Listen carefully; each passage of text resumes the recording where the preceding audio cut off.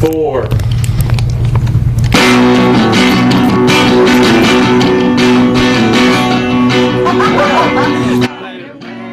Carbo man does whatever a smile can. It's a deal any size. Got good stuff, they will buy. Look out! Snyder and Carbo man. Comic car, comic books too. They got collectibles and lots to do. And the shop for a sale or two. Got stuff to sell, they'll come to you. Hey there, Snyder and Carbo man. There they are! Woo! It's a thrill to buy old neat stuff. Can't get enough. Your expertise is hard stuff. Can't get enough. Just like Snyder man, Carbo man, friendly neighborhood dealer man. Got the colors you're looking for, making you happy each day. You'll never know what shows up. Comic book news you hear up with Snyder and Carbo man.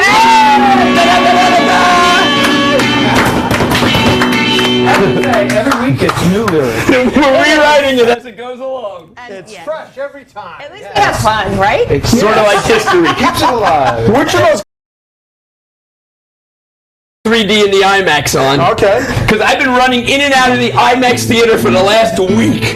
Okay. That's because they're playing all the Marvel movies. All 20 Marvel movies has been started. Started last Thursday night. And literally, wherever I was, I've been up in Connecticut. I've been down in Jersey. I found the nearest IMAX, and I run in at the end of the night, and I watched Thor, which was great. I forgot how cool Natalie Portman was. The love scene I between love her and Natalie Thor. Portman, yeah. It was But really first, good. And then, you guys have to introduce who you are. I know. who are we? Oh, who are we? Thanks. We got right in We are Anthony Anthony Snyder. and Mike Carbonaro. We are the selling heroes. Comic book This is people. Chris, the human soundtrack, and I'm And we live, Sharon. breathe, and eat comic books. Yes. And we love rock and roll too. And pop culture, woo! And Beautiful Lives. Love Beautiful There you Lives. go. Not a bad All right, now let's talk about where you've been. The Okay. IMAX, right? So then we saw Thor, and then which was great, and then Thor: The Dark World. And you know, people say that's like one of the least popular ones. No. My God, the special effects for that were just non-stop. And Spaceships going through Asgard, everything. Yeah, the pacing of that movie was really It strong. was just I mean, constant. yeah, It was just like- from beginning to end. And It did not bore me. I did not fall asleep. what I thought Star Wars should have been with the worlds, with the many worlds and the aliens, they made the Marvel movies into what Star Wars Sure. should have been. The- And as soon as they got into outer space with Guardians And the Nine Realms and or Asgard whatever, and all yeah, that, it Guardian Nine became Realms, yes. better if not as good. And then let's see, then there was Avengers: Age of Ultron, which I got to see. Still cool stuff, man. Black Widow has some great scenes in that, you know. And then Okay, but answer me this one question. Out of the 10 theaters you went to, how many did you get kicked out of? This time not. I got lucky. This time Yeah. And I want to give a shout out, speaking of, to my favorite movie theater, the Fresh Meadows movie theater, and all my friends there at the Fresh Meadows theater, because they know me at Walston, and I even went with my dad on Monday night, and we saw Spider-Man: Homecoming, no less. Okay, so you didn't talk Labor on Day. your phone too loud? No. You didn't eat your popcorn too loud? I got thrown out for that. Yeah. My popcorn too loud. That's at the film forum. Oh my gosh. Too loud? Yeah. Which is why I have the 3D glasses. Along the way, I caught at the film forum. They had The Creature from the Black Lagoon. They had do we have some creature music? Some Black Bog Swamp Thing music. Something like Creature that. music, I'll do a creature dance, da-da-da-da-da. How about some rock? Yeah. Anything really bluesy. Okay, And so- 3D Creature from the Black Lagoon and The Creature Walks Among Us, or one of the second or third creatures. Okay, so you're like the kid in Back to the Future that was wearing his 3D glasses the whole time. So there you go. So that's why I got these on. So all right. Those are really that was nice. fun. But the IMAX was great. I caught a really good movie last night called The Bookshop. It sounds old. It sounds like maudlin.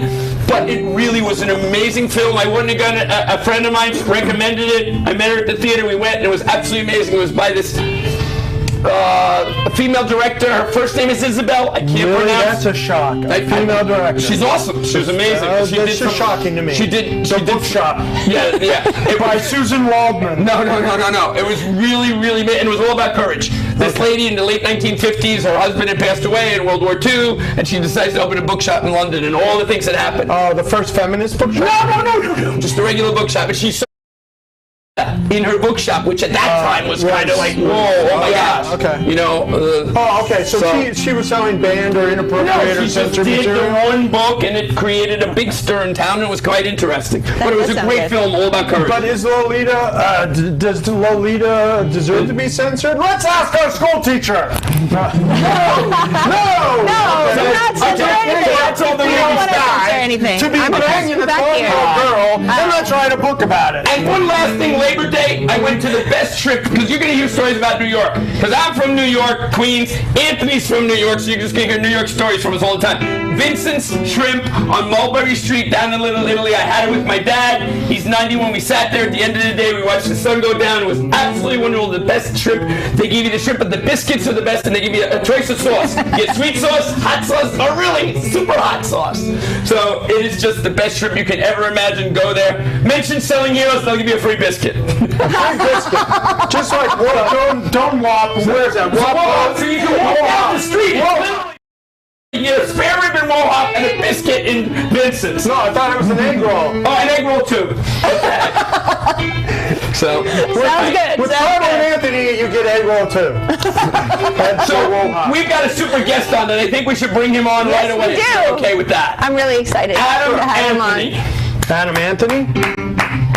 Well, he needs to be guided. You have to bring him around. Come on, Mr. Adam Anthony. Here, let me move this for you. So we got today, We're going to go around which is obvious, the but table. that's his Follow my voice. And he's the biggest Daredevil fan in the country. Loves the blind superhero. He relates to it. Only blind comic book dealer in the world. The blind Comic book deal in the world. I don't know. We're going to have to see about this now. Then you're starting the competition. Maybe I'm getting some other people to finally come in. So, all right, Adam. I've known you many years. I've loved you. We've cared about each other from the first time we met, I think, at the Big Apple in the basement of the church, right? Actually, we met before that, actually. Really? Where was it? We met at a Fred Greenberg show in Wayne a year or two before that. Okay. Oh, wow. Okay. Yep. So I was still in high school at the time. Were you selling comics then? No. Yeah, it was. Really? Yeah. That's the reason I never had an after job school in high school or anything like that. Buying and selling comics has kept you. Kept me afloat. So Mike is your role model. Actually, he just took. Like I said, I just discovered that I was visually impaired. When did that? Did you have onset vision? It's called retinitis pigmentosus. Oh, okay. It's a degenerative condition of the retina. Okay. We were talking a little bit this before, and you mentioned that at 12 years old. I said, when did you start comic books? You told me at the age of 12. Yeah. Now, were you still sighted at that time? Yeah, I still had like 20/50 at that point. Okay. It just started to degenerate. Are you low vision right now? Or I'm completely low vision. I see shadows, hand motion, light. Here we go. I was preparing for this. So how do you read comic books? Is there Right braille now, vision? there's a lot of motion comics on YouTube.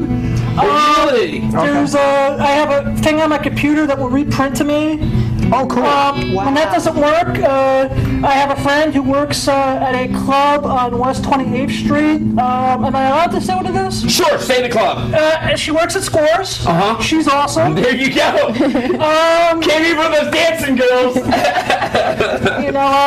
They also walked me around a Big Apple recently. I heard Tuesday is 2-for-1 blind guys lap dance night. No, I thought that was Thursday. I go in with the glasses on. Actually, it's Sundays. Okay. Sundays, okay. Ooh, now I know. Okay. But, I actually grew up, and the thing that helped me get through the age of like 15 all the way up through college was Big Apple in the church. Wow, that's cool. I made lifelong friends. I never thought that, I'd get to hang out with the actor that played Horseshack. That's right. He was great. And then there was one day I discovered that there really is a God, because I had a slice of pizza. I was, sitting next to Jasmine St. Clair, and I just wanted Daredevil 1 all in the same 2-hour span. One of the reasons Big Apple left the church, but that's a whole nother day story in time and place. I was like, wow. And then, back in 1998, this is my favorite Big Apple memory.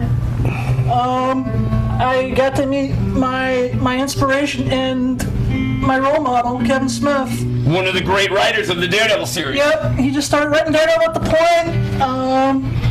We were outside talking, and he was like, hey, do you think someone who's visually impaired can make films and be a comedian? And he's like, just go make an effing movie.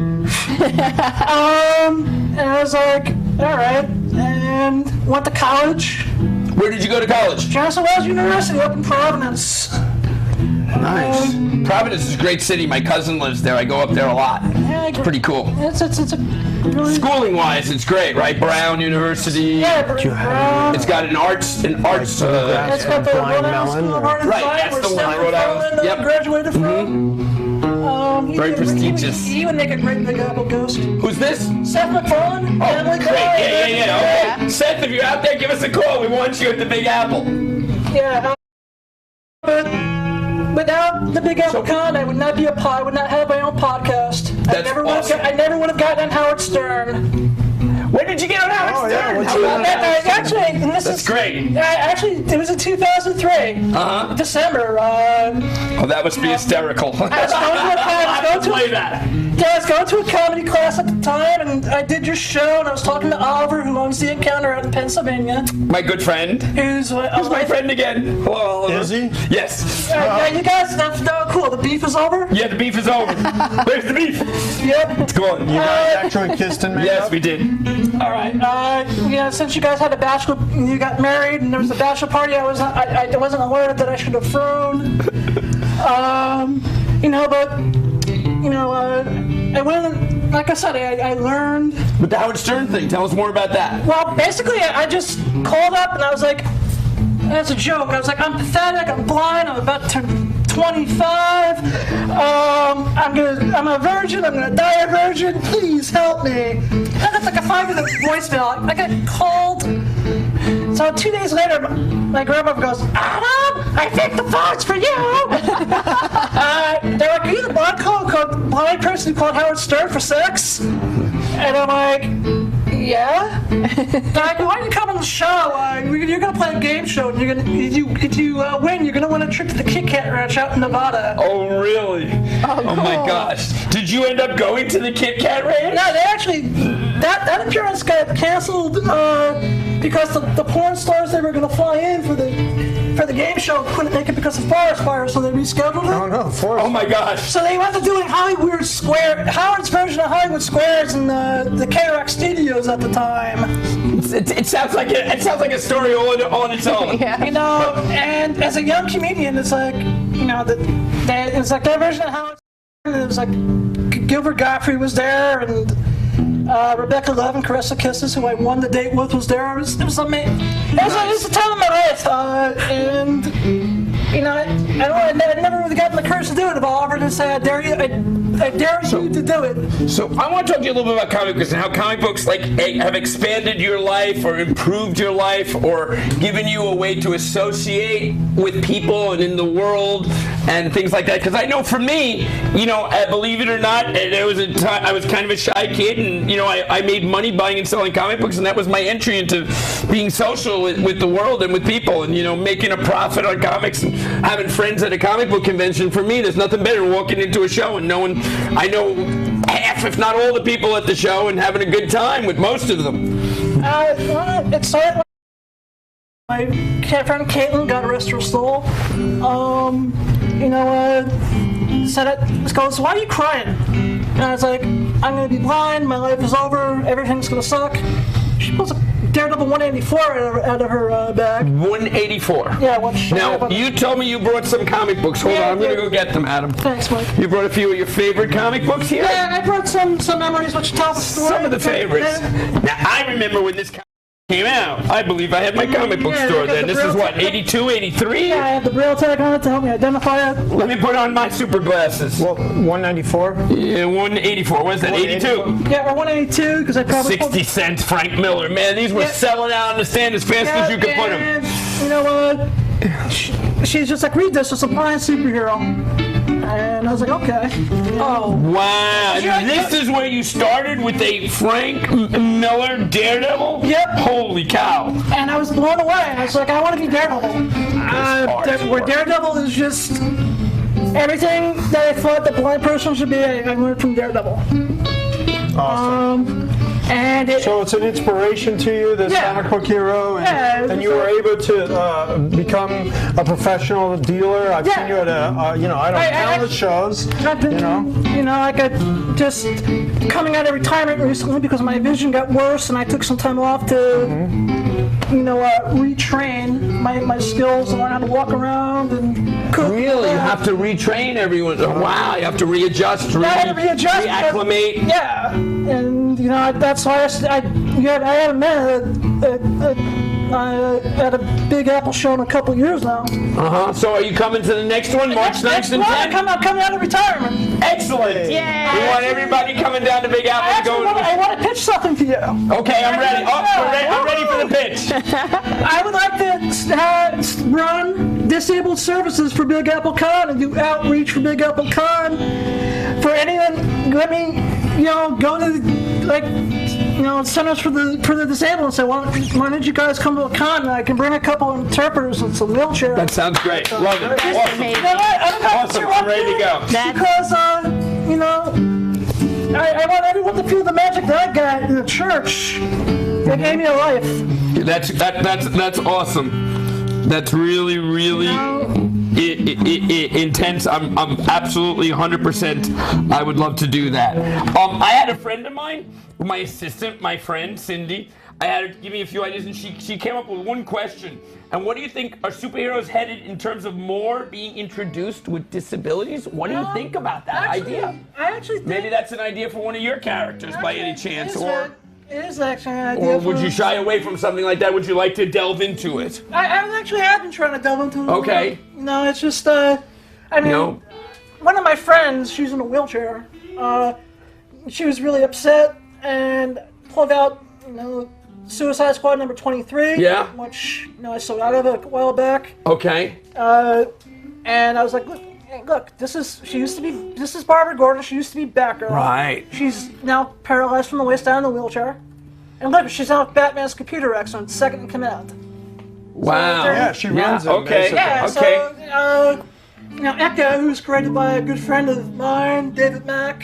Oh my gosh, you mentioned, we were talking last week, I forgot to call David Mack. We're going to give him a call next week and see if we can get him to come on and come to Big Apple as well. He's somebody I've loved since I saw his stuff. Like I said, I was in college, was a little shy about talking to girls. Right there, number 9, where Matt Murdock was taking a hot chick to go see Mallrats. And he's like, if I play the blind thing up a little bit, I can get the girls to really talk to me. And that's great. took notes. And Really? I was Took like, notes. Someone's just like, a girl just from a sorority, just like, do you help cross the street? Yes, please. Started the conversation. And I was like, yeah. I was like, holy crap, it worked. I was like, all right, what else can Daredevil teach me? And then, there was a scene in the Trial of the Incredible Hulk with the first live-action Daredevil being Rex Smith. And, once again, he'd also be a good guest because he doesn't get that. And what a trailer in which movie is this? It's the Trial of the Incredible Hulk. Oh, the Trail, okay. What is that? The Trail of the Incredible Hulk. The Trial of the Incredible Hulk is a... Oh, it's a TV movie? It's a TV Yeah, movie I from remember. 1989. Yeah, okay. Where Rex Smith played the first live-action Daredevil. Sure, we'll take Rex Smith. Come on, Rex. That's cool. Okay. Do you know how to contact him? Actually, I do, actually. So we'll follow up on that a little bit later. That'd be cool. I have a couple guest ideas for you. I'll talk to you, during the week. But your idea about the pitch would bring us in, and I'd like to do it. You know what might be a good idea if we did it on the Sunday, because the Saturday for the show is super crowded. I mean, everyone's welcome to come, but if we make it really easy to get around and stuff on Sunday with extra people, interpreters and people and handlers and all kinds of people there on Sunday, that'd be great. Yeah. Okay. But great. We're gonna do like that. I said, but the trick I learned from that is being able to. Can I please see what you look like with my hands, miss? Oh goodness. I was like, yes. I might have to borrow your cane one day. I'm girlfriendless for the moment. But my whole thing is just comic books is giving me a world of, instead of saying why not, it's just saying what the hell. Mm-hmm. But I mean, even more than the girl part of it, it's really the interaction with humans. And to me, and you said something to me about how you saw what they were looking at, and it inspired you to just charge up your creativity and the part of your life that you said, I want to make this better. Yeah, I was just like, my whole thing was, I never forget, I was setting up at one of your shows, someone goes, a blind person shouldn't be here at a comic came up to me. So a blind person shouldn't be here at a comic book convention. And I had to calm myself down for a minute. And I was like, I am not 100% blind. And B, I was like, why the hell not? And I just, he asked me a question about an Avengers book I had on my wall. And he's like, okay, maybe you do deserve to be here. There you go. Did you end up selling it to him? Do you remember? I think because he tipped me off, You charged an extra few dollars. An extra like $15 aggravation fee. That's great. Should have been more than that. Cool. But then again, it's just. I usually lower the price until the person buys it and then walks away, but that's another way to deal with it. I have a lot of memories and just I really. What the Big Apple kind of led to in my life has just been amazing. And like I said, I'm about to end a 8-year partnership with a really good friend just because we're going in different directions.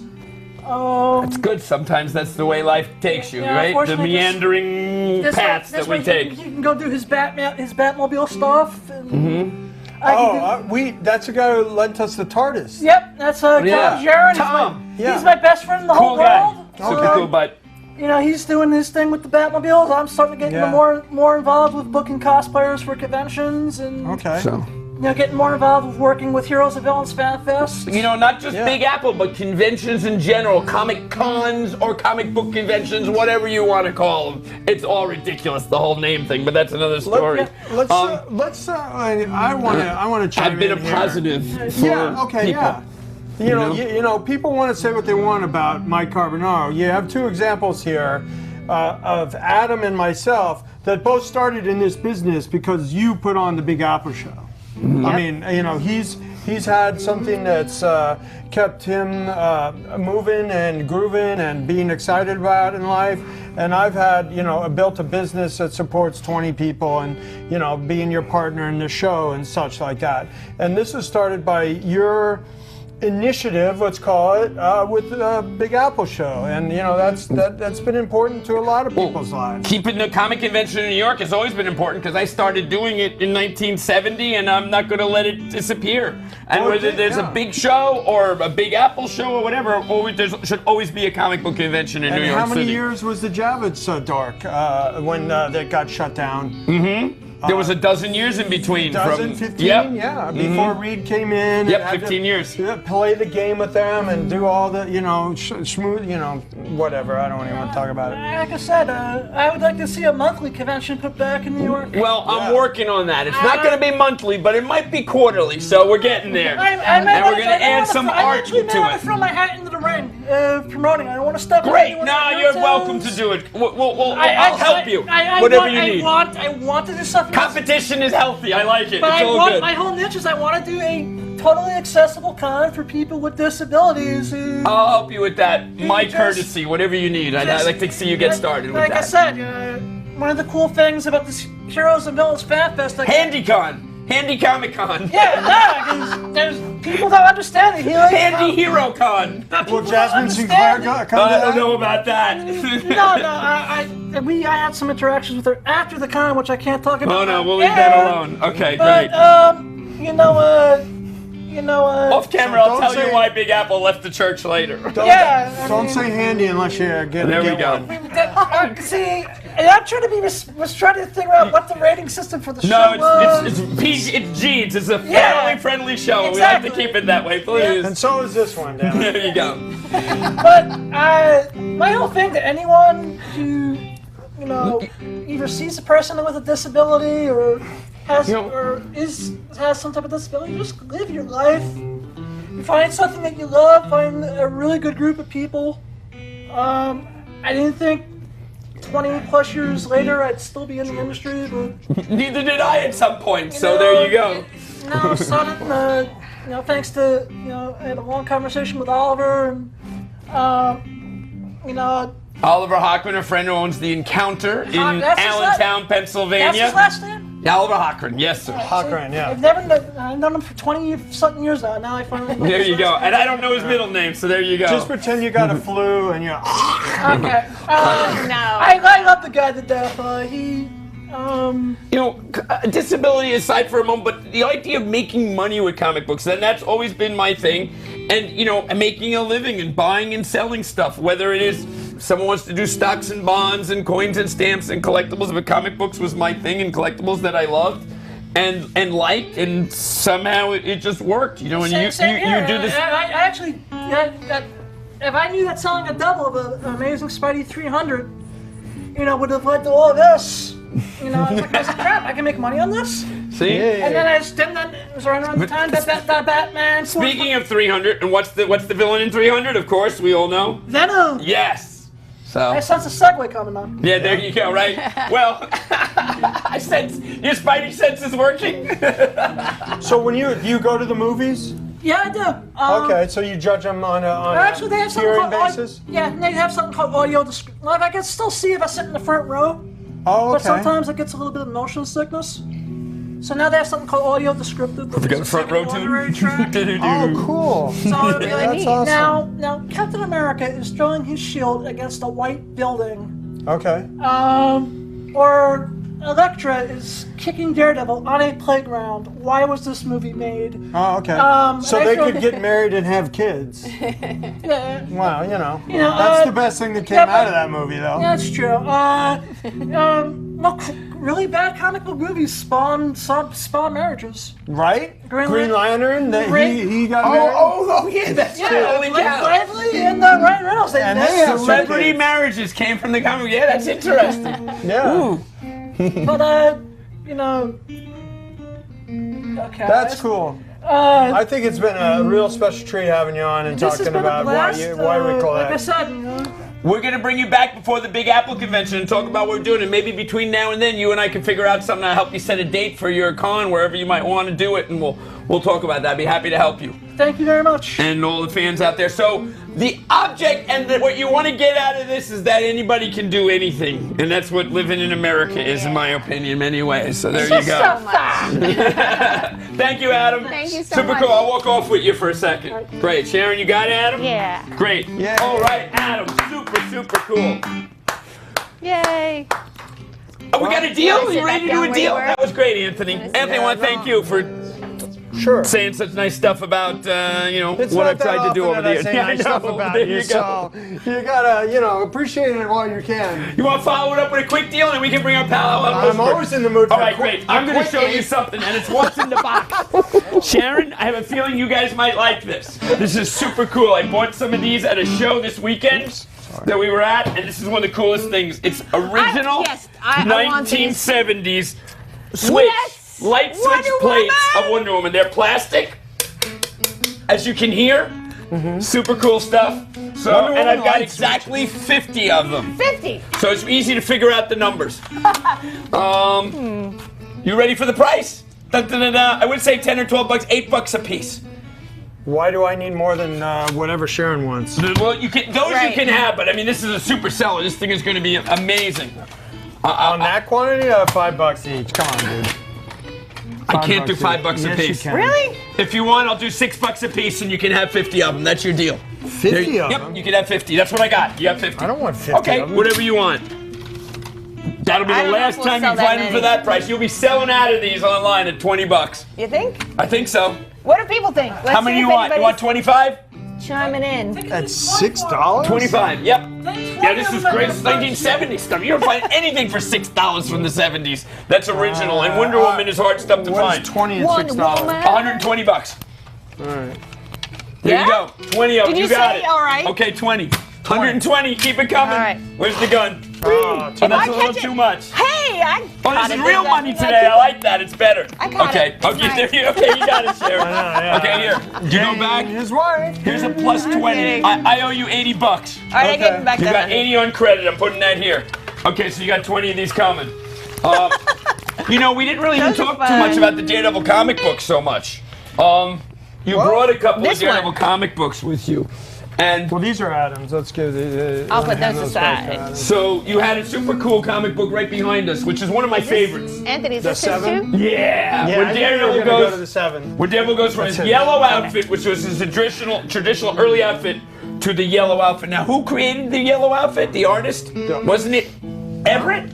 Well, Everett started it, and I think Wally Wood. Wally Wood, that's right. Wally Wood created it. Adam, do you know anything more about that? Everett created it. Wally Wood created the red costume and did the classic battle between Daredevil and the Prince of Atlantis. Yes. Which is Which totally makes sense because the yellow costume really. I mean, he's supposed to be the man without fear, but he was in yellow, which is the color of fear, and then he's the Daredevil. Right, And making him The red, devil. it made more sense to me. It's funny, How there's about a you? Do you agree with 1940s. There's a 1940s character called Daredevil. Yeah, Adam, what do you think? I like that. I'll go with the Daredevil fear factor. What? The fear factor. But I anyhow, actually just think that Daredevil, the red costume, looks more menacing and striking. And there you go. Menacing's the word. And it's more about the Daredevil. Bludgeoning. Yeah. Word of the day. I mean, there's the term Daredevil, like Evil Knievel was a Daredevil, but I mean Daredevil, he's kind of he has horns, and there's a little bit of a devilish aspect to his red I started costume. rereading Daredevil right around here at the 165 and 166. This is actually one that's not Frank Miller. Right around the 170s. What year was that, Mike? 78? 9? So was that the last time you read a comic book? No. I have comic vision. I can see right. This is 81 actually. When I had my store, I was reading them every day. No, come on. Oh yeah, Right. I'd read them. I love this. Couldn't have read. John Byrne X-Men and Frank Miller Daredevils. I read religiously. Okay, but literally when you were on- taking naps behind the counter and people I never were took walking naps out. behind the counter. All right, well, I might be doing other stuff behind the counter, but I wasn't taking naps. Want me to Passed show out, naps. Yeah. What is Which one? this? And I kept myself awake pretty constantly when I was working the I comic still store. want to have on the fireman who, as a child with his dad, walked into your store and they say they resuscitated you, but I mean, that's a different story. That's possible. I want That to have actu- him on. I actually spoke to him the other day. That actually happened at a show. I was at Terrace in the Park. It was a baseball convention. I remember I literally passed out at the show. The paramedics came. They gave me some spelling stuff. Popped up and went back behind the table and started selling stuff again. Wow, that was So there you go. Excuse me Bye, while today. I pass out. Yeah, but this is just super cool. We didn't talk about the Daredevil so much, but I mean, just all these and these Gene Colan covers are really, really super. Which segues into a friend of ours that we brought, which you called to bring over. Oh, yes, Alan Rosenberg, the Come on academic. in, Alan. Come on over. Yeah, give him a lower third. Do you need right. a? Do you need Where's a? my Can we have the Alan Rosenberg theme song? I might. Are you I Mike? might. He's Mike. Hi, Alan. Good to see you. All It's good to right. be here. So let's introduce Alan Rosenberg. He has helped. Well, first of all, he was a career teacher, academic, and had his own. What would you call it? An art show and comic show where you had Which was some. an amazing show. Yeah. That Ramapo show. The Holy Ramapo cow. show. I How did. long did you run that show? I didn't run it alone. I ran it with Jay Horowitz, another teacher at Ramapo High yeah, School. but I mean, okay. I just kept at it. About afterwards. 15 years you probably The did show that? ran 13 years. Yeah, 13. All right. You had That's the so cool. screenwriter Straczynski at the show there, and I'm Yeah, like, holy when- cow! I still am jealous of that one. It was great. When we moved it to J. Michael Hawthorne High Straczynski. School here in Jersey. Yeah, you had people. I want to know. You should maybe share with Mike the secret by which you got people to show up at that show that would not show up anywhere else. Like, for instance, Terry Austin used to come to that show. He wouldn't sit behind a table, but he would just walk Inker around for X-Men. and talk. Yeah, Yeah, there you go. yeah. He's still working. He works at Archie. I see him once in a while at the shows. Yeah, He's a great we guy. should try and get him. Yeah, he's Put that on our notes, Adam. Terry Austin for Big Apple. I'm yeah. hiring you right away. Tell him how that's not going to happen. So yeah, I think I still have his contact number. Good.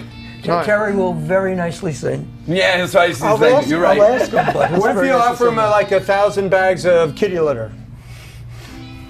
He has cats? Oh yeah, I heard he has a lot of cats.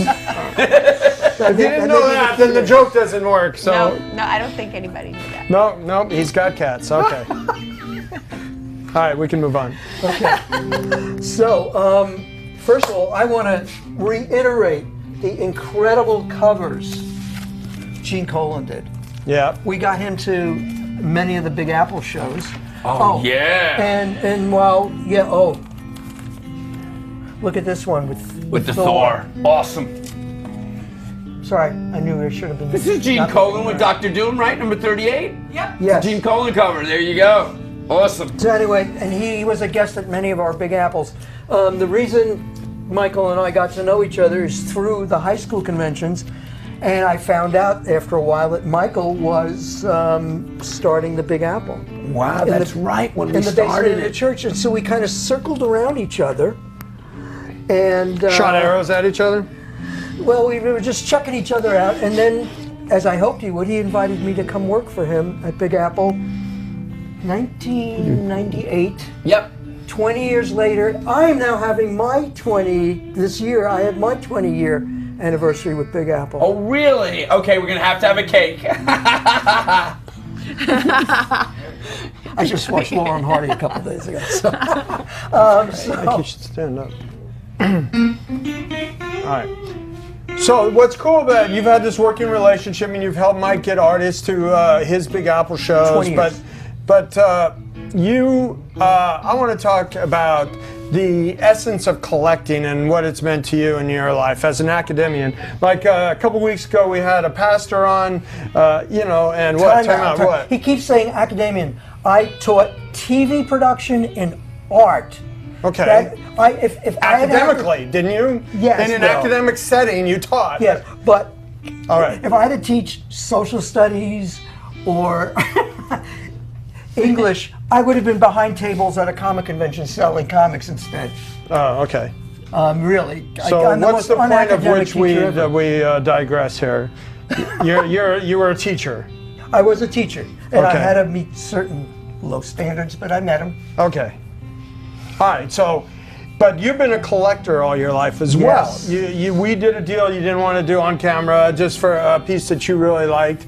A nice. 1962 or 63. Yeah, early Mystery in Space page, large art Infantino. Large has, art. Has that cool. Twice up art, as the saying goes. You know, we talk about like science fiction of the movies, but there was a lot of great sources for science fiction in comics that is undervalued and underappreciated in the whole, and let's strike say, now. history or lexicon of science fiction, because it was kind of a disposable science fiction. It just kind of, it was remembered for a month and then it moved on. But there's a lot of stuff that might have influenced some of that great TV and movie science fiction. Oh, definitely. Well, the EC comic books took straight swipes Ray Bradbury stories without giving him a penny.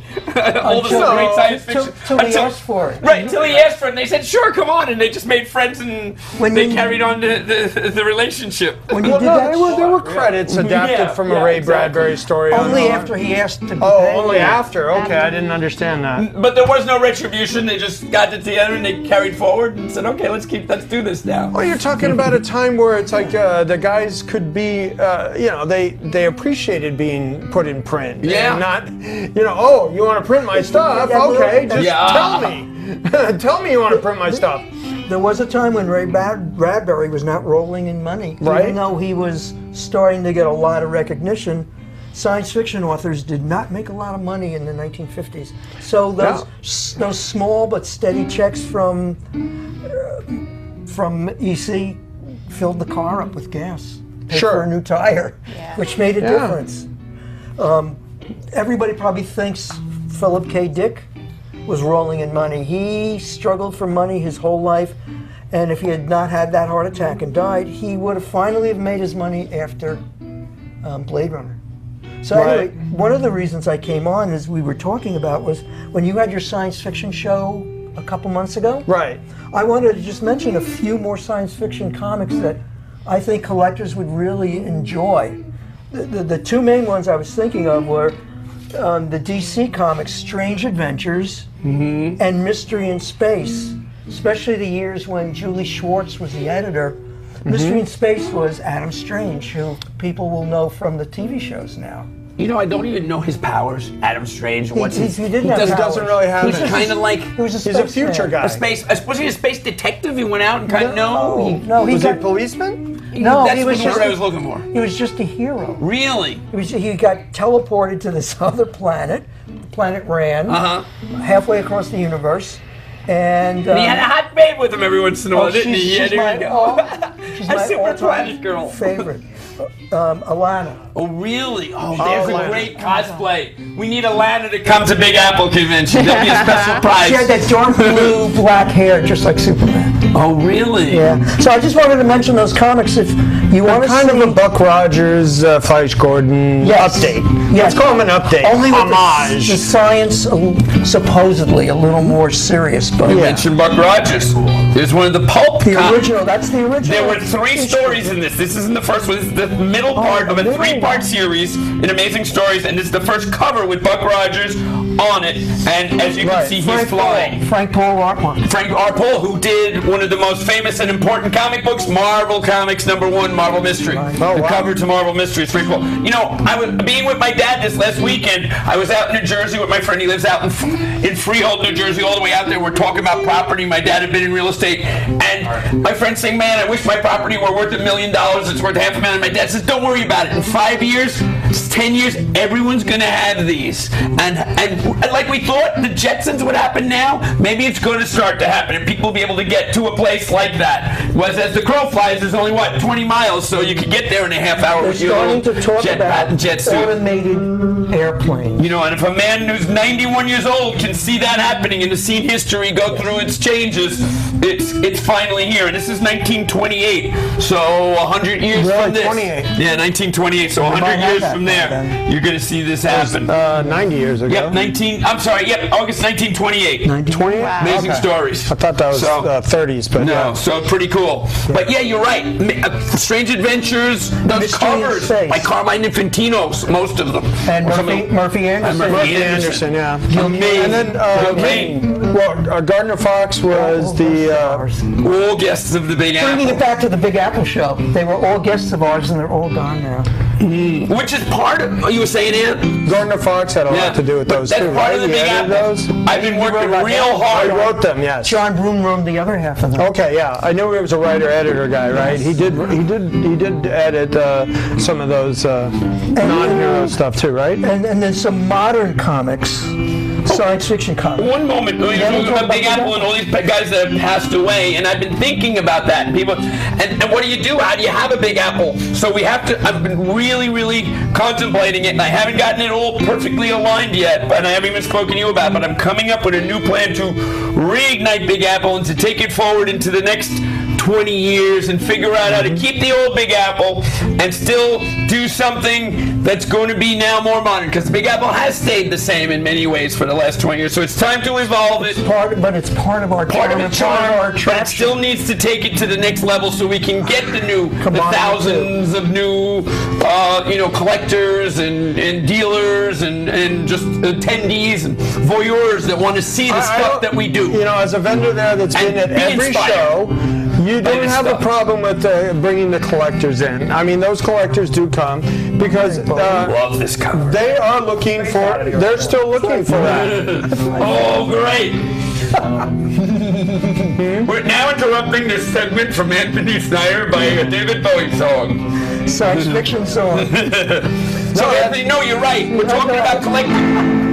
And So yeah, that's bring it what. back to that. You know, as a lifelong teacher that taught art and stuff like that, and the essence of creating art is that there has to be a market for it, and somebody has to want to collect it.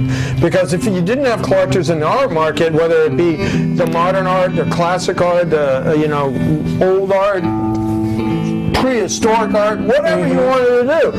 You have to have a consumer for it. So where do you think that consumer aspect comes from in people? That's what I like. Where does the collector, like Mike says, the collectothalamus? The collectothalamus. Yeah, the collectoplatypus. Let me throw this out to you before you respond.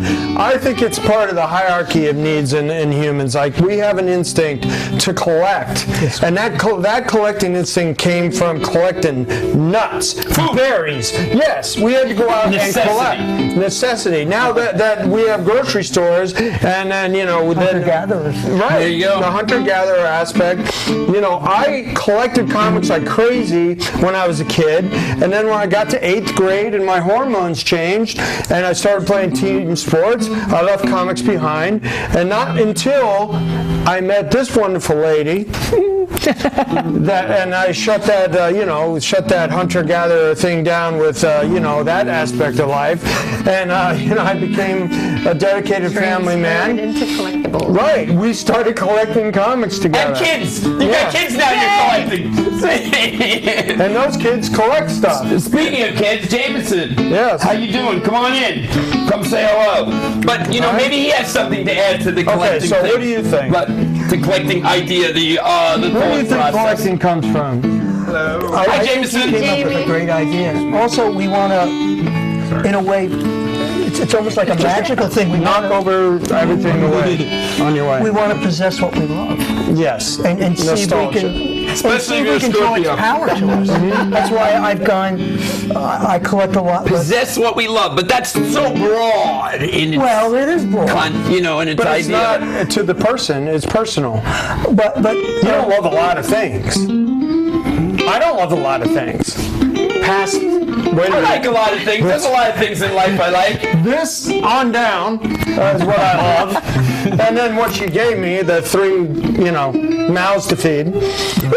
So after that, yes.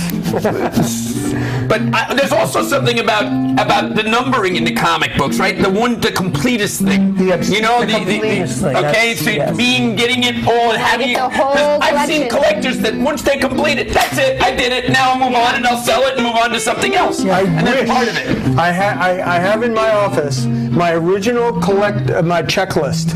That's all I cared about. And when you I was have a it. kid. Yes, oh, I still that's have great. it. Bring it on to the next episode. Yeah, That's great. I have to show I you. still have letters of things asking where I've showed them on the show where I'm sending to Marvel Comics, 10 years old, wanting to complete my Ghost Rider set. Little did I know that it ended at number 7. I thought it continued. I didn't know. No one was there to tell me. I'm calling him asking for Ghost no Rider way to 8, know. 9, and 10. Yeah. The Western style. Not really. I was 10. I didn't go. I went to the comic store. I Western barely, style Yeah, guy. yeah, the Western, the original Ghost Yeah. Rider, 12-cent Marvel. So there is a collectivist thing inside of us. It's I think we try Okay, to I want you to pass finish the your magic point. to ourselves. Yes. Why do I collect comics? Because I love art, and so in now I collect osmosis original art. that comes along with the collecting. Yeah. Same with reading a superhero. Would you say, Adam, an osmosis? You're a perfect example. Through osmosis, you've been able to take Daredevil's characteristics, the man without fear, and use that to better your life. Yes. There wasn't a blind superhero. I don't know how I would have coped with it. That's awesome. He made being blind fun. Nice. We should put that in the titles instead of the man without fear. I've Mike heard, Murphy. Yeah. I've heard stories from other people that had a very dysfunctional, or abusive, or traumatic childhood, where they sought refuge in the imagination and the world of comics. The good guy, bad guy, the good triumphs, even though bad continues to reside in its They would lose themselves in the in Marvel itself. universe or the DC universe, and it helped. Charlton Universe. I never heard that one. For the 2 years it existed. Yeah, right. Right? Well, only in Connecticut. We were in Connecticut last month, and Full of Charltons. they want to do a documentary on Charlton. It's still it. I mean, I'll go to a show, and even though I haven't had something for a while, I'll see it, and I have to have it. I want to buy it, and I'll sit there, and I'll negotiate with the person until I get it. And even if I buy it and own it, and sometimes I'll sell it for less than I bought it for. just to have had it for a while. Well, I And see it that. inspires me to think something else. I see that in our deals all the time. Oh, yes, the two of you. Nostalgia. There you go. A sentimental longing or wistful affection for the past, typically for a period or place with happy personal associations. What a great, that's the best definition of nostalgia I've ever heard. My second wife said something to me, I think I can remember it correctly, being able to take the past and enjoy it and take it and move it forward in the present in what you're doing rather than living in the past. Take that happy experience that you get from it and go forward with that feeling and enjoy the present. With that being back there to keep you buoyed up or thoughtful or whatever, but take it and go and you learn from it and be inspired from it and continue to create from Combine the two. it. That's kind of It's what interesting that it's from, if you were at the spelling bee, what's the root of that word? It's actually from the Greek, nostos, which means to return home. Plus, algos. Yeah, here's my bad Greek. Alga. Which means pain. The pain of returning home. Yes. You have a long, which I think is better translated as a longing. You have a longing to return home. That's what nostalgia, the Greek word of nostalgia I think is. there is a part, though, we have to be a little careful. You can stay in the past too much and stay with it and remember it and be part of it and stay there and not continue to go forward in the present, whatever you're. Yeah, what are you most nostalgic about with superheroes? Which superhero are you most nostalgic Right? Well, it's very specific with me. When I was 9, 10, and 11, right before 8th grade, I collected comic books, and I was all about collecting my checklist and putting my runs together, having Spider-Man 1-up. And in 73, I think, a comic book store did open in Las Vegas, where I was growing up, that had back issues. There was no grading. There was no, First come, first serve. You get whatever condition. Whoever gets there first gets the best set. Right. No grading, And I remember buying like a Journey 83 for $10 or something like that, and Avengers 1, Spidey 1. I had all I cared about was filling in that line, that checklist, and making that run because I was actually reading them. Now that was when the Marvel. And I'm specific about the Marvel. The Marvel storylines were still intact. They still had a continuity. If you read Spider-Man in the 140s, the 130s and the 140s, it related back all the way back to Spider-Man 1. Yes. And we don't have that anymore. And it's a shame because it's like the continuity is redone every year. You can't do 50 years of continuity. It's just impossible. So many retcons, but unlike DC, they don't just wipe out everything. They just make major retcons to everything. What's that word you used? Retcon. Reconstruction? Reconstruct. There you go. Yeah. Oh, okay. So that's what's got me, and that's why I have an affection for Rascal Roy. There would always be those little captions, back in FF46. Oh, that was the best. You had to go back and you had to find it. Go back to where it was and look at it. You found out what they were referring to, and that was important to me. Those continuities were important to me. I think the people that make the movies are so brilliant because they actually assimilated that into the films in their own way, throwing these Easter eggs and throwing these little things where you have to go back to this movie and watch it and see what could happen or what happened that you forgot about. And then there's tail scenes, those post-credit scenes that kind of create the continuity and expand the universe of the Marvel superheroes, so we're all looking to be part of the club and part of it. It was a brilliant idea. It was Stan Lee's original idea of just, having Spider-Man X over in the Fantastic Four and the X-Men follow up with, so-and-so and the Avengers pop in and Hulk in and out and all of that stuff. We've also seen that be a problem. And they made us part of it. They made us part of it. But that has been a problem with certain directors, that the company and the corporate guys, they were pushing too many characters into the thing that was screwing up their movie, and we've seen directors leave movie projects because of that. Speaking of producer sabotage, Venom. First time we saw Venom, he was in Spider-Man 3, and that movie was Yeah, it was clever. Clutter, good word. We'll go with that. I just saw it here recently. Yeah, Yes. I watched a little bit of it. I saw that end scene again, and it was like, oh, you know, the Venom wasn't that bad. You know, did you? It wasn't that bad. He was in the movie. But the Sandman was so horrible. I mean, he wasn't how did he become a big giant? And like it was, you know, and then you have, you know, you have Tobey Maguire, who, you know, we've learned how. You know, he could have been better. So we're collecting images. MJ in the face. Yeah. We're collecting all these images from these movies. We're collecting these films in our mind. We really are. Why am I going back to see it a second, and third, and fourth time? Because I want to remember something even more vividly and more succinctly than I did before. Well, it's not just that's what we're collecting now, almost. It is our job to have these references in our show. But it's almost like, you know, I remember taking them to Spider-Man 3 when he was this big. You know, how long ago? It was at least 10 years ago, right? Yeah, 2009-ish, I think. Yeah, it was like 9, 10 years ago. So it's like a near nostalgia thing. There's long nostalgia, you know, that's kind of imprinted, and then there's near nostalgia. I mean, 9 years is half his life. Well, yeah, well, this was his How do you nostalgia. feel about collecting Jameson or collecting things? You know, He's as a person in the perfect place Yeah, to collect. I think my dad put it the best. I have the genes. It's been imprinted on my brain.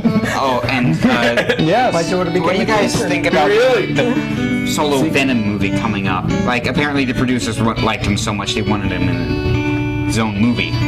Oh, yeah. Yeah, you were talking about that, and you're going to talk about that with us in a minute. You should talk about that because, I mean, every kid I know your age, their favorite character is the Venom. And I've watched that happen, and I was surprised that Venom got to be so popular, because to me, I go back to the early Dark Octopus and Vulture and Kraven and all that stuff, and then all of a sudden Venom popped out, and it was great to look at, and I didn't know, okay, this will go and come and pass. But it didn't. And The trailers, they've looked Strong. interesting. Interesting? Okay. There was this one line in the trailer that just kind of ruined the trailer for me, and I'm hopeful that it changes in the movie, but Venom is like the Venom talking all intimidating to this guy, like, I'll rip off your arms, your legs, your face, and then I'll watch you wobble down the street, and then you'll be a turd in the wind. Just a turd. A turd in the wind. do villains really say that? I guess. Touchdown! I think that at that point, if I was like that guy that was intimidating, I might just burst out laughing and just... Yeah, but, you know, I had a chance going back to see all these IMAX films I saw and going to, not seeing it for the first time in the theater and see it on the big screen. I actually saw how incredibly amazing these characters are really coming to life. Like the fairy tales that we liked as kids and the early Disney movies and that we love, the Pinocchio and Dumbo and this one and Bambi. Now these superheroes are that. And that's why comic books are one of the best investments you can possibly get. They're going to stay. They're not making any more of these original 12-cent comic books, whether it's Daredevil or Sergeant Fury. That is the stuff the dreams are made of. Literally, these are dream images now that are being created. I thought when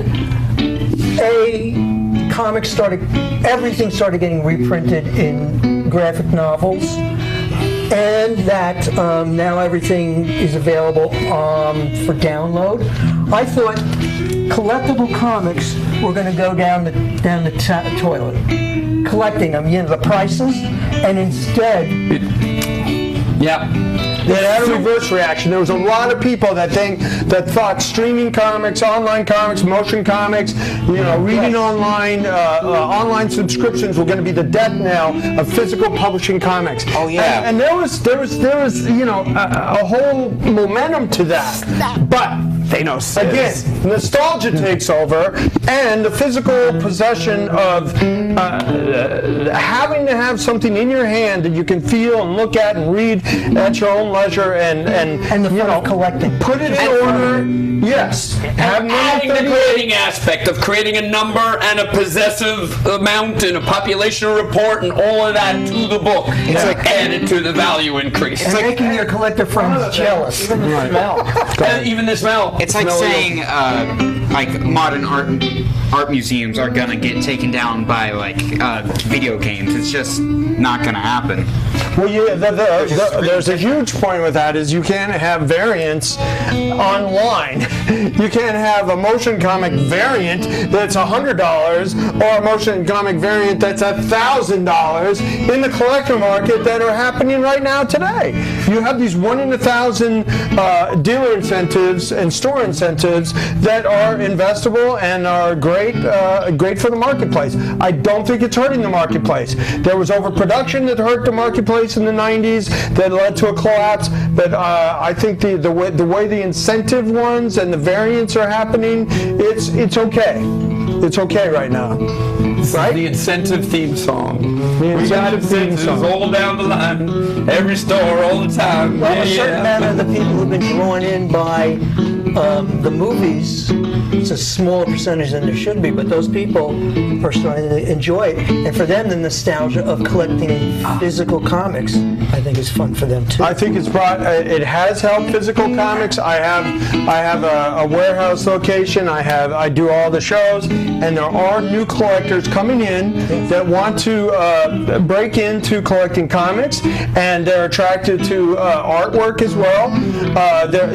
Specifically for certain characters, I think no other character has had a bigger impact on its comics and artwork and other memorabilia than the most recent Black Panther movie, because that brought in a lot of people. And Wonder Woman, I think, also. Well, Wonder Woman with the girls. Yes. Wonder Woman with the girls. Sharon, you love Wonder Woman. My wife loved Wonder Woman. Got enthusiastic about going to a superhero movie for the first time ever. Right? Wonder Woman. Well, Wonder Woman was a big smash hit with couples and couples of men and women, couples of women and women, couples of men and men. I think it was like it crossed over like that. And Black Panther, I tell you, Super Black Panther, one of the rarest. No one knows that Black Panther. Blood was used in this, and there was a controversy about it, but I believe that's, to quote a phrase, has been diluted now. So where it's been accepted that this is a real comic book. We're still waiting for the actual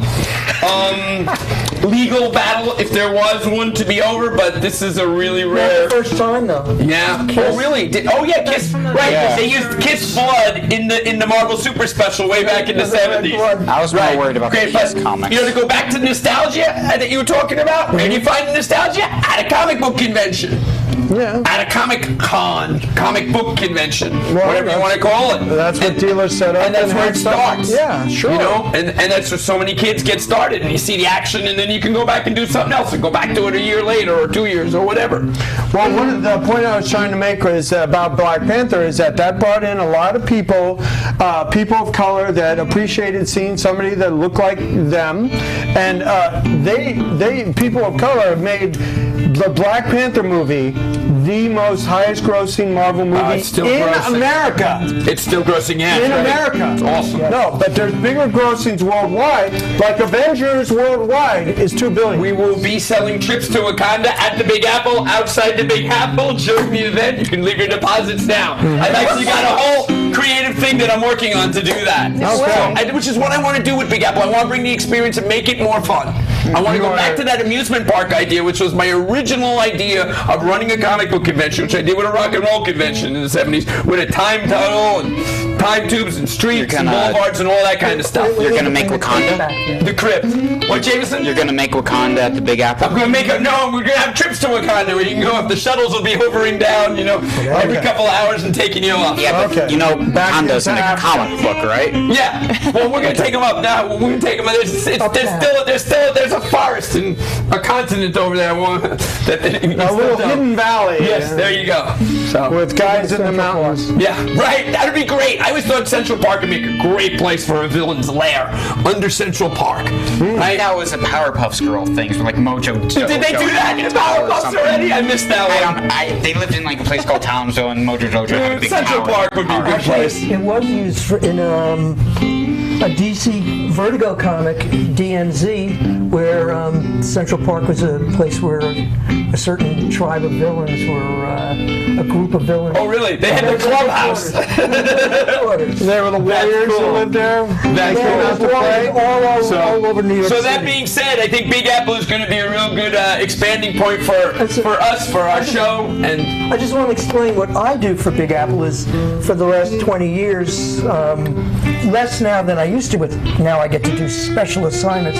I book the guests, not the movie guests, though I did ones or two, but I book the artists, and I have brought in all but just a few of the ones that are unattainable. You inspired me with the guests that you've got. We've got a whole new thing going on for this show, right? Everything but more. Can we say that? If we get started? I'm working on something special, and you are working on something special. We can talk about that if you pull off a media guest. That's all we'll say. Yeah, it's going to be great. We hope so. So since you guys were talking so much about nostalgia, there, if I talk about something that might be nostalgic for me one day, is the new Spider-Man game coming out. Oh, really? Yeah, the new, it's an original story. They designed their own new suit for it. They wanted to really stick out, own plot, completely original. Got the Sinister. I've seen the commercial. It runs 12 minutes, and it's amazing. It's got the best graphics, and the way that Spider-Man moves and grooves and web slings. Moves and grooves. I like groovy Spider-Man. What's the name of the game? Just Spider-Man. That's it. Yeah, Spider-Man for PS4. Yeah. And we're going to show the trailer. We're going to show that 12-minute trailer afterwards on the show. You can catch it on our website. Which one? You want to do it now? We'll show some B-roll right now while you guys start. Oh, okay, that's fine. That's great. That's Adam, our producer. What do you guys think of the new Spider-Man suit, the big white spider? Have you seen it? No, I have not. I will get you a picture. Oh, that's awesome. So this game, and the game is, so you're excited about the game coming.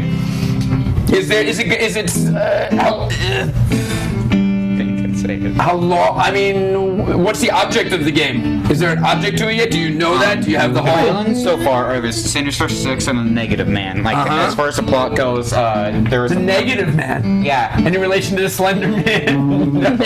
No. This is a bad movie I saw recently, but there you go. Bad movies are good. Make good movies better.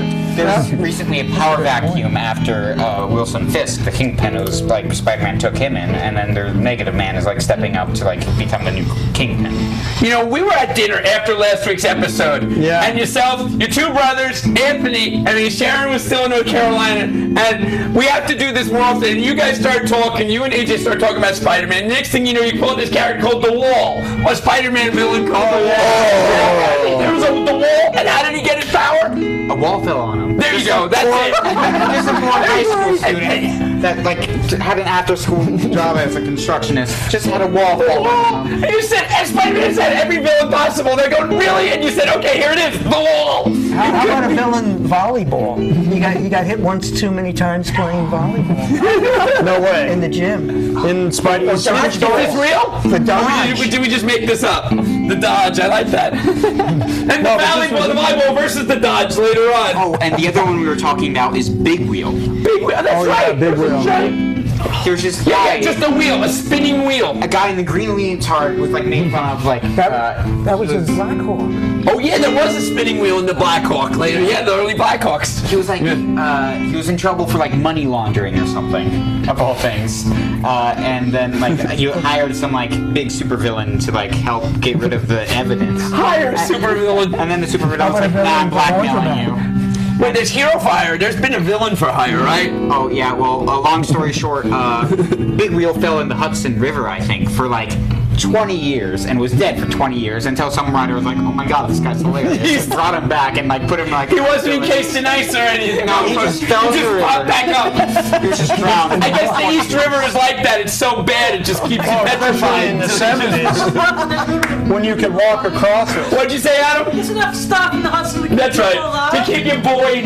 Yeah, there's enough half-eaten hamburgers in there. That's great. And weird chemicals. All right, guys. So if we're going to wrap this up about collecting, let's think about this for a second. Everybody has their own little thing. Adam, I'm gonna shoot to you. You say collecting. What is the essence? Let's go with that word. The essence of collecting. What does it mean, or what would you to call it in one phrase? Being able want to acquire things that make you happy. There you go. Sure. Part of what we said.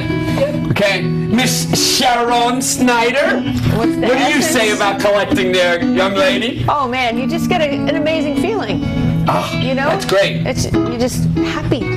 That's great. Jameson? I'd say it's like scratching that part on your brain where it's just like, oh, I really, really want that. Oh, that's so good. That is good. That's possessiveness. You scratch the Until it's not itching anymore. I'm just like, okay, I want to make like $1,000 out off of this. When the calamine lotion finally works, of getting the Spidey game and that pop that you really want. All right, now we're going to turn over to Chris. I'm collecting. selling my pops We're going to go already. this way, and then we're going to come back to us three in the I middle. would have to say it keeps me young. Keeps you, and we collect tunes, right? You collect music in your mind all your life, right? Yeah. I mean, you've been playing like 15 different songs while we were here today. I don't know. 15 different themes. Yeah. From 50, right? Yeah. Wow. Alan? I think it brings some of the mojo of the magic of for the creators. That's why I've switched to collecting mostly original artwork now. Is because as an art teacher, that's where the magic is for me. I understand that. I do. I look at people that collect autographs, and I'm like, why do you want to? Well, you actually own a couple seconds of that person's life. It's that osmosis, that feeling. You know, he took a couple seconds to write that. You know, Clark Gable or Gregory Peck. If you go back, or even popular people now. A lot of that has been replaced by doing selfies with people and not even asking them for an autograph, where you have that possession of that 5 seconds where you take a picture, but you own that piece of that celebrity's Even if you life. never look at the picture again, you did it that moment. No, I think people do. I mean, even from this show, people have asked us to do selfies with them, and that like our show and that are doing it. So, I mean, the one thing I want to say about collecting is, even if you ask people they say, no, I don't collect anything. I'm like, oh, then what do you do? It's like, well, I water ski or something. Well, you water ski, you're out there collecting experiences. You're out there collecting memories. It can be translated into many different forms. Whether it's a physical possessiveness of a certain character, or coins, or precious metals, baseball cards, money. It's great. Yeah. Collecting money. Why do people pass away with billions of dollars in their pockets still? Because it's part of the and deal. they're living in a shithole. I've seen it. We've seen them. People die with millions and millions of dollars of stuff, and they were living horribly. Yeah, we see it all the time. But I mean, there's a hoarder mentality that doesn't know how to value that. But your collecting phrase, what do you say? What's that final? Well, I mean, look, I'm a super collector. You want to call me a hoarder, whatever. I spend all my money that I have in these collectibles, and I made a business out of it. So I get the thrill of collecting it, and then I get to pass it on and circulate it into the collector market. So, like, I bought a batch of Doc Savage pages because I like them, but they're going to be for sale. It's like cool to look at them. But I tricked myself. Own them for a while. I tricked myself. Right. I spent all my money on collectibles, made a business out of it, and support people with it. But it was because I wanted to have everything. I wanted to spend all my money on it. What I buy is what I collect. I mean, that's what I have to say right now. But it's a way for me to enter the world, to be part of something with other people. Well, that's the community. I mean, running a comic book convention for me is collecting. We have a community. That's why I didn't sell it. I wanted to keep it down because I enjoy the camaraderie. I enjoy being part of it. You wanted to continue to collect that experiences and those memories and making stuff happen. Right? Right? So, all right. This is absolutely incredible, guys. I think it's time for us to, we're going to try a Beatles song or something all together now, whatever. Don't you? We're all going to sign off on the collectible song. Yeah.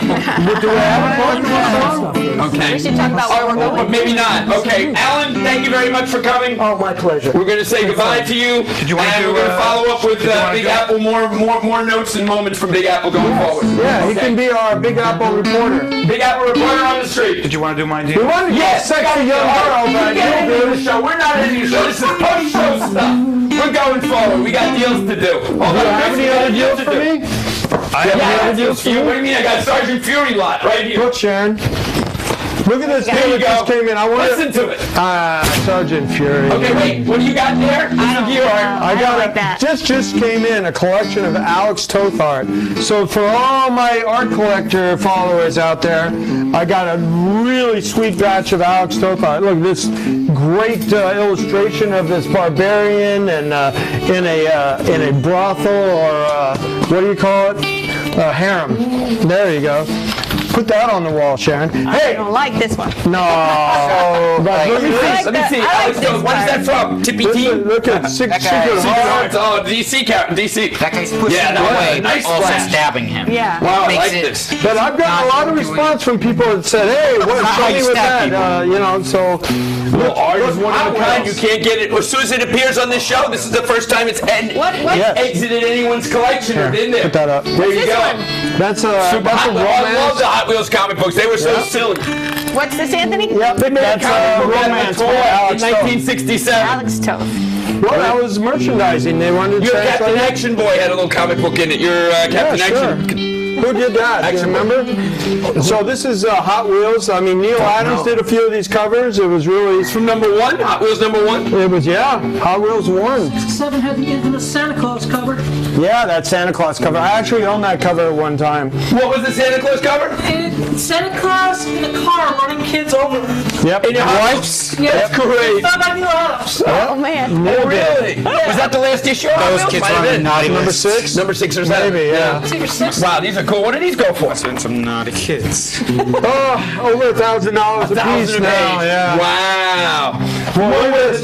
$1,000 for a Hot Wheels. Look at You this. collect Hot Wheels cars? Look, this is the best one out of 3. Nice You content. like that? Well, you gotta have Hot Wheels pages with Hot Wheels. I mean, the Hot Wheels on it. Look at this really sweet Walt Simonson Valkyrie. Our friend Walt Simonson. Oh, we'll be calling you to come to the Big Apple. I hope you make it. Well, he actually lives in North Jersey. We should get him to come to the show. Oh, that'd be great. And you know, I remember the day that Beta Ray Bill comic book come out. Remember the day. And That's man, not Beta Ray, that's people were Thor. telling me there's something happened with Thor today, and I didn't know what it was. And we literally had guys waiting in all the other comic book stores when it arrived, and they were buying them up from there and bringing them back to Continental so I could satisfy all the fans because we sold out in an hour.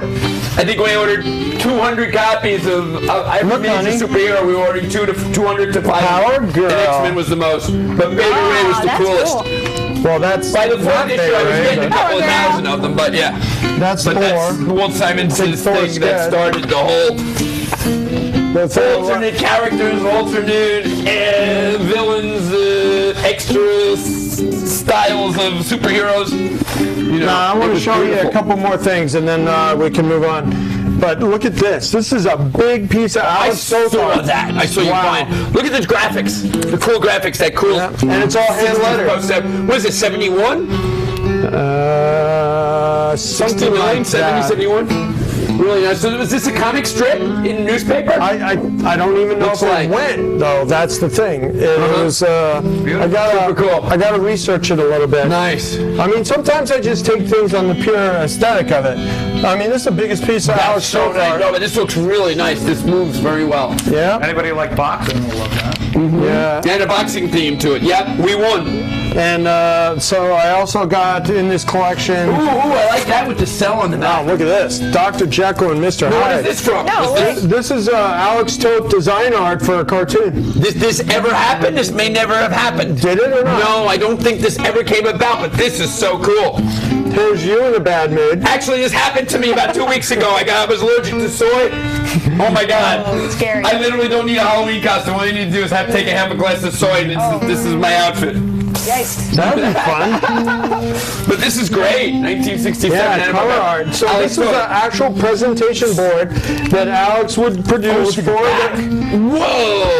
the pitch. That's beautiful. You know, Hanna-Barbera was making towards their sponsors or their actual production executive producers. Hey, this is the this look could of work this today. cartoon that we want to do. This is Good a work pitch board. today.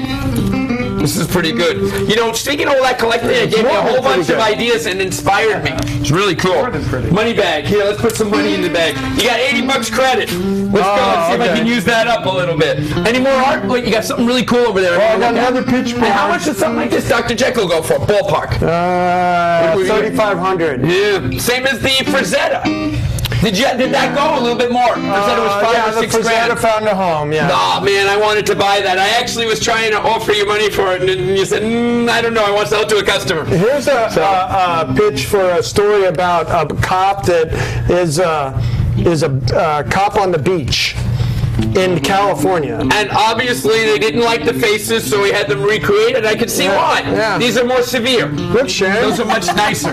Give him the face. No, this is Sharon's. That's nice. Excuse me. No, give him That Doom Patrol, that definitely didn't happen. That's like Rat Patrol meets Starsky and Hutch. But it's Doom Patrol, yeah, thank God it didn't.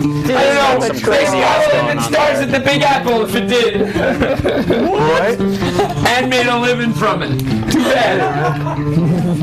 Right? And then here's one more, like a police cop show. Like that's all color art from Alex Stokes. You know, this is something I thought about. If George Reeves, the actor who played Superman, had not committed suicide and thought about it, if he was still around today, he'd have been making a fortune selling to Superman. Yeah, sure. You know, his film Man Autograph, and there was that period in the late 60s and 70s where all these actors and all these shows, and same with music in many ways. Classic, what's known as classic rock now that we accept, whether it's Zeppelin, the Stones, or who, whatever it is.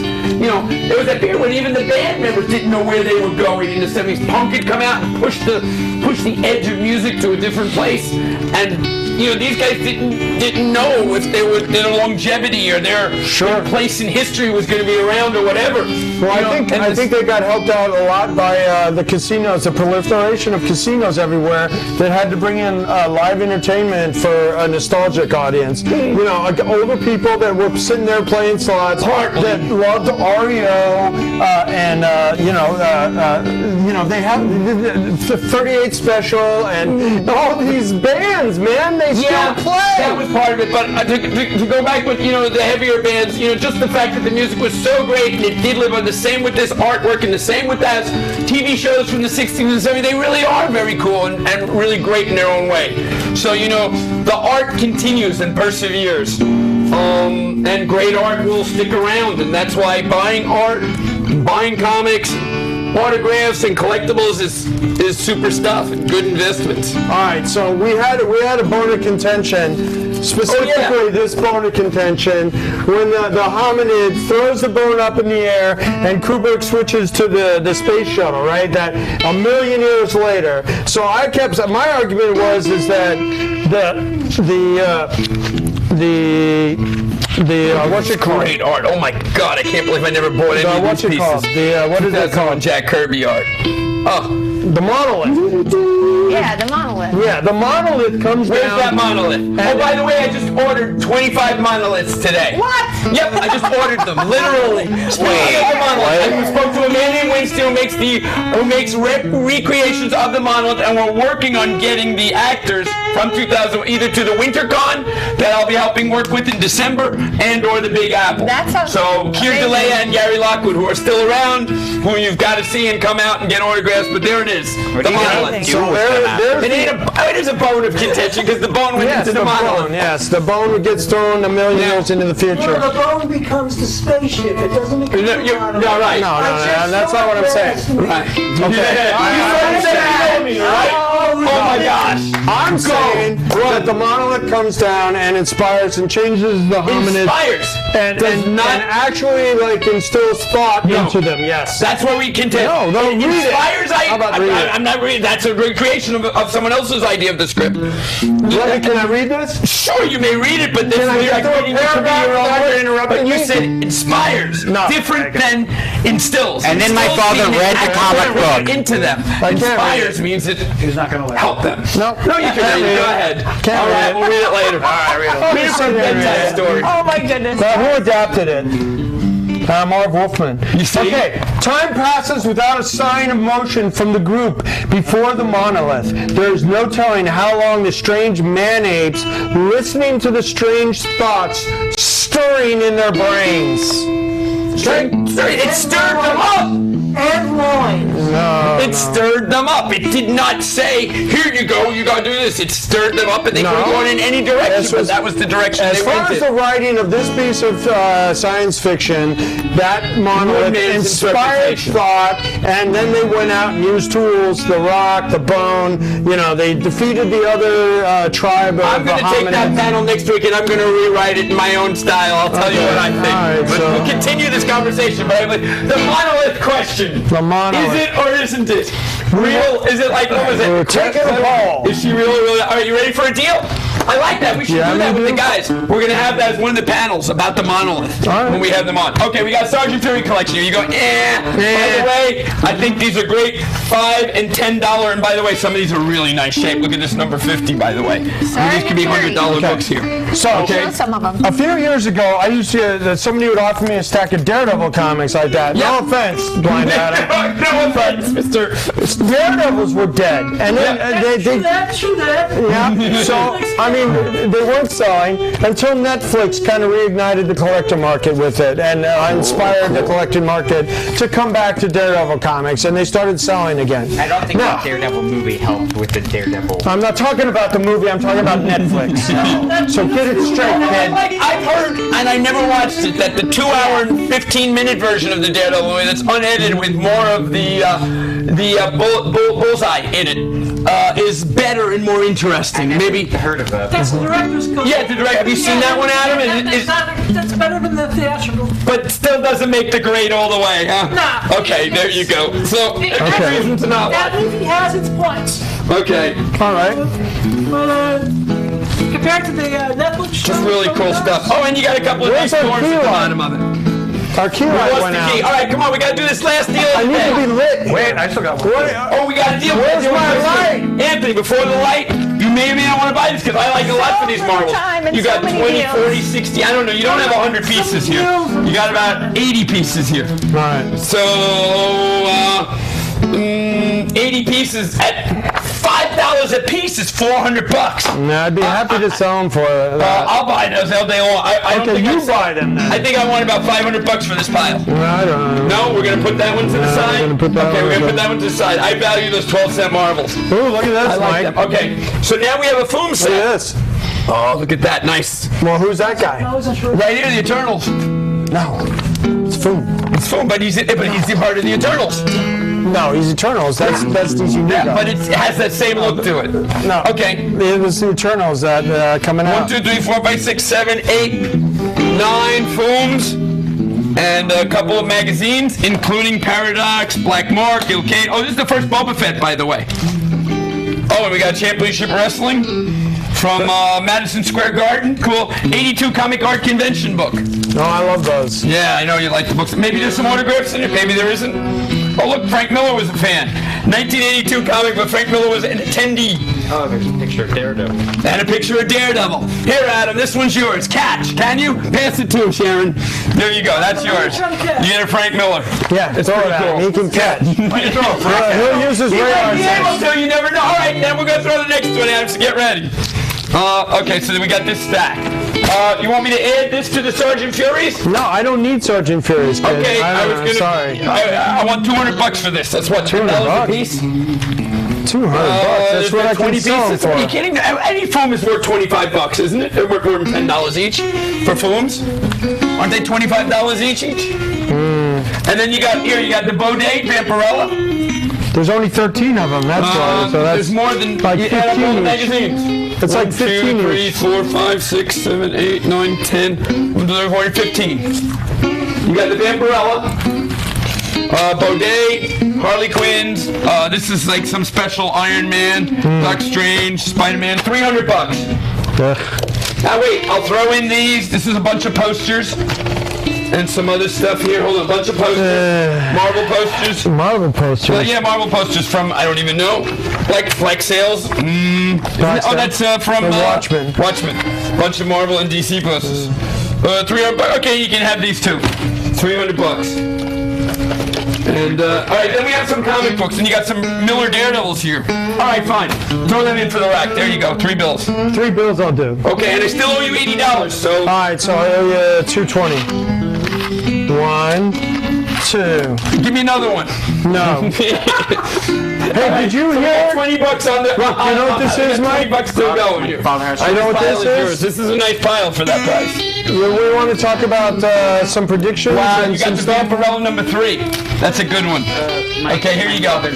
Drew a knife on you, right? Yeah, there you go. That's all right. So Tell me. I heard that Dune was going to be back in production. Like somebody was going to put Dune back in.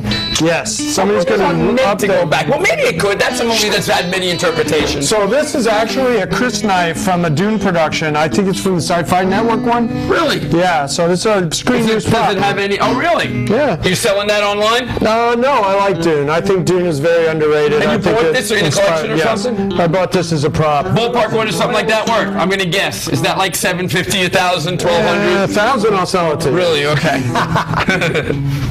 So it's a prop. So next week we want to talk about Next week, Hall of okay, Famer. we're coming to a close. Right here, coming. Oh, wait! We have a deal. And we have 16 people outside on the line, outside the door. You guys have to come back next week. So that's it. We're cutting it off right there. Okay, Chris, you'll be the last deal of the day. Huh? Show that first. Go ahead. What do you want? Well, next week I was going to say that we're going to have on a best friend of Russ Heath, who passed away. Steve, Literally just... I just had to tell him he didn't know. This was a book that. You know he's one of my favorite artists. This was a book I just bought. Love Russ Heath. It's an entire issue of Rider of the Storm, Legend number 3. That's a cover. It's like 50 pages of his artwork. So we're going to talk about Russ. We're going to have to get a last Star Spangled we War need to do story. a tribute to Russ Heath next week, so we're putting it out there. So we're going to Skype in with his best friend from California, Steve Scozier, and who's a I got it. who's a TV producer out Wow, there. this looks interesting. We got some cool stuff here we might be buying, Ant. Oh, we're This is gonna great. sell it. No, we're gonna buy it and sell it.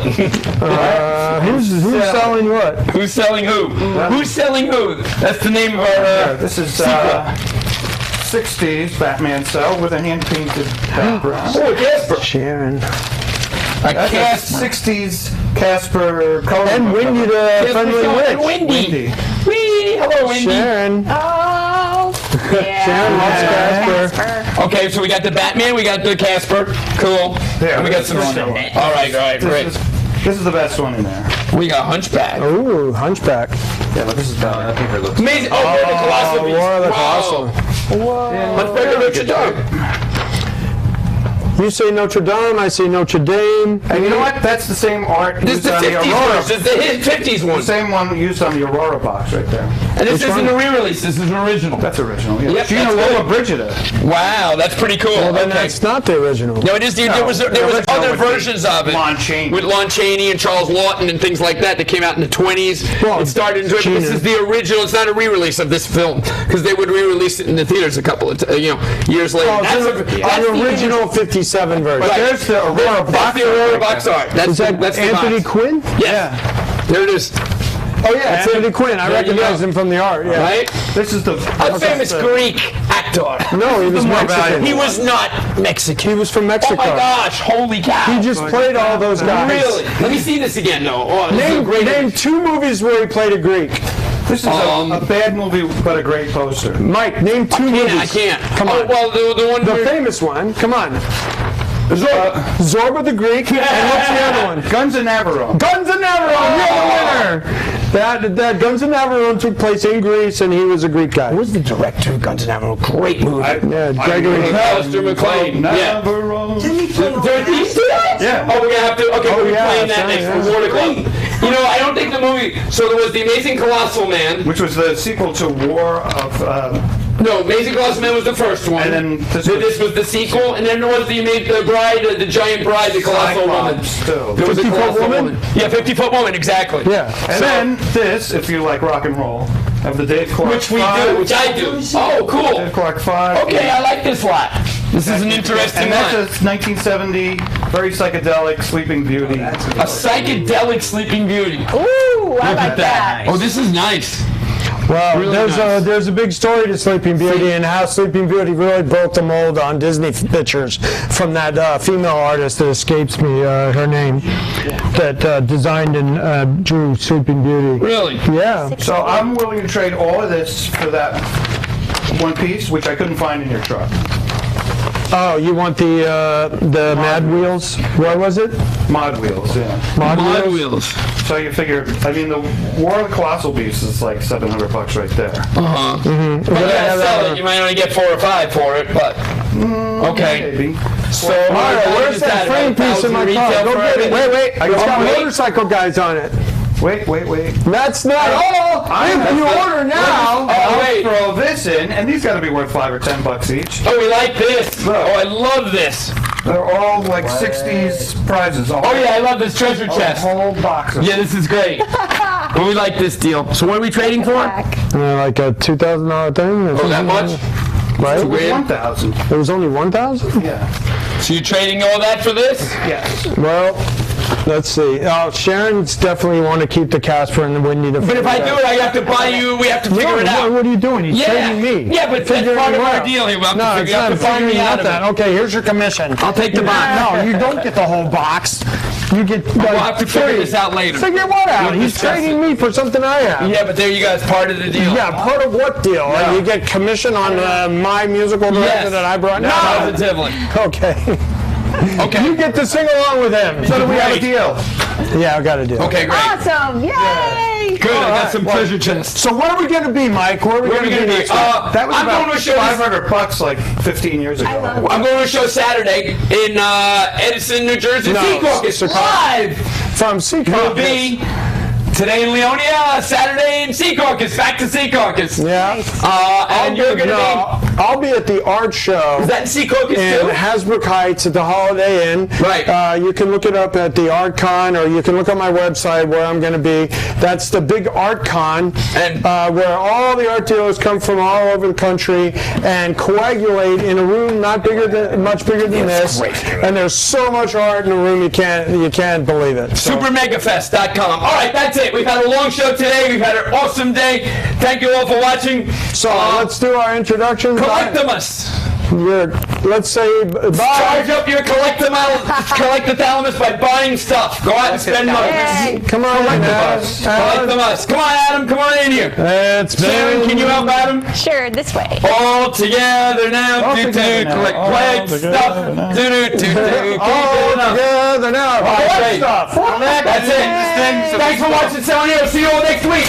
I'm Anthony Schneider. It's Jason Schneider. Goodbye. Sharon Schneider. We got a lot of Snyders. Bye, everybody. Ciao. Thanks Do for it watching. before the time is up. Because sooner or later, somebody's time is up. Got him, catch. There you go. Somebody's time is going to be up. Thank you. There goes our producer. Okay, thank you. It's funny, dude. You're good. Good. You were great. Nice. Are we out yet? Yeah, I like the big We're done. We're all done. As big as a Beatles.